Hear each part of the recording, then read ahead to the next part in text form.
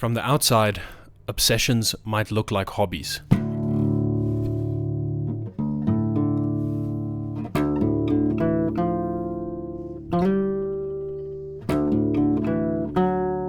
The casual onlooker, seeing you engage the activity, he has no idea how enveloped and infatuated you actually are.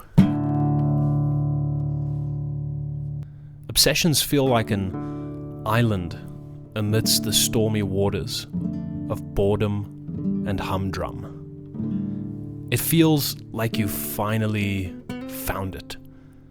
That ever elusive passion that everyone tells you you're supposed to pursue. Somehow, I figured it out. I cracked the code.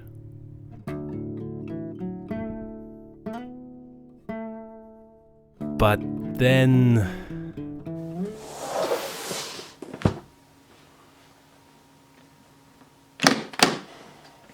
what should I do when the obsession disappears? Were my visions of purpose really just delusions of grandeur? If it's the passion that grabs me, what do I do when it lets go?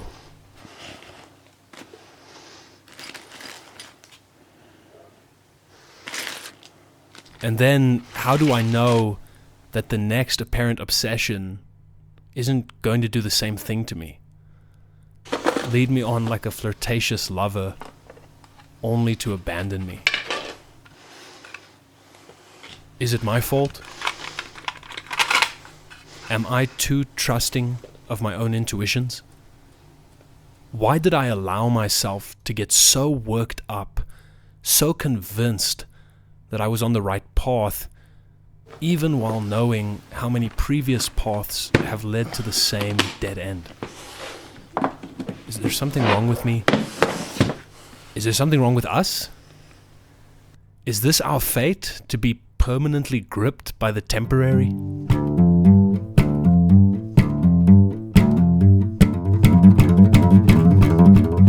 I've always loved the concept of the Renaissance man. Someone who's well-read, but also skilled with their hands. The kind of man who can fix his own car while quoting Keats. A man who chops his own wood and then captivates you with a tale of his own writing while you sit around the fire. In high school, I became obsessed with the guitar.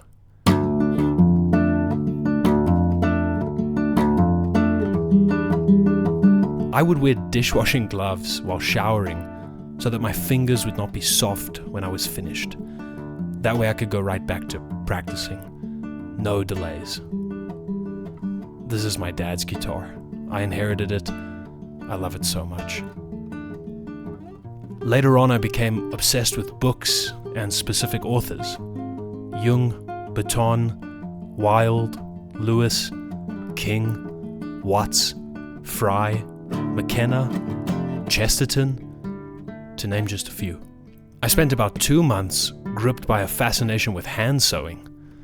It started when I tore one of my jeans and decided that I wanted to fix it and not just replace it. This simple desire took me down a very deep rabbit hole. I started learning about fabrics and materials, textiles, backstitches and running stitches, needles and thimbles and patterns and equipment and tailoring and historical sewing. I loved every second. My first project was this floppy board hat. Yeah, it's not that great. My second project was this floppy board hat. It's not perfect, but it's mine. And it goes perfectly with this medieval outfit, which I didn't make. Maybe one day.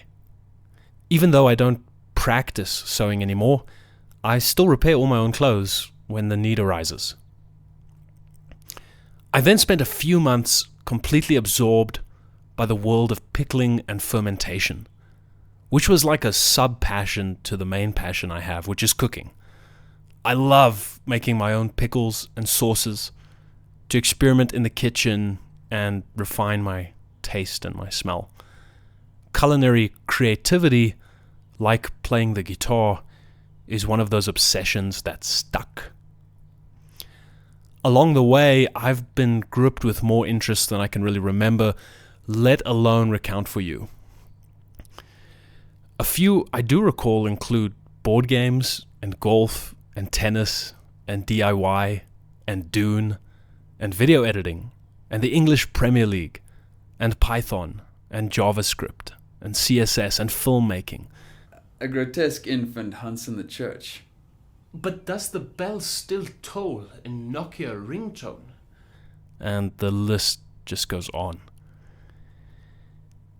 Did I waste my time embracing these obsessions? Maybe some of them. But that just seems to come with the territory. You have to live life forwards, but you can only understand it backwards, said Kierkegaard.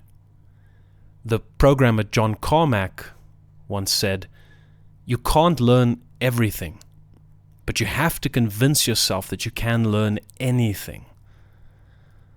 I've come to learn that being gripped by something, how long that actually lasts doesn't really matter, because the obsessions that do matter will stick around, and the ones that don't still leave a mark on you. A creative battle scar carved in the war of curiosity.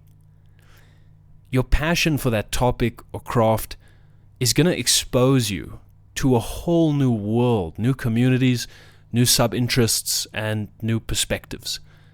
If it's an intellectual obsession, you'll have new mental tools that'll help you make more sense of the world and, of course, your place in it. If it's a physical craft that grabs you, then you'll have new skills as well as a new appreciation for physical details in the world around you. I often check clothes tags now to see what material they're made out of, and it actually affects the clothing I choose to buy. That's just one example. So what should I do when the obsession appears? I think we should just ride the wave. Learn what you can while you're riding that wave, and if the wave does end up crashing and ends, you still step off the board a changed man, even if only in a small way. So were my visions of purpose really just delusions of grandeur? No. These small passions turn you into the kind of person that sees passion everywhere and in everything.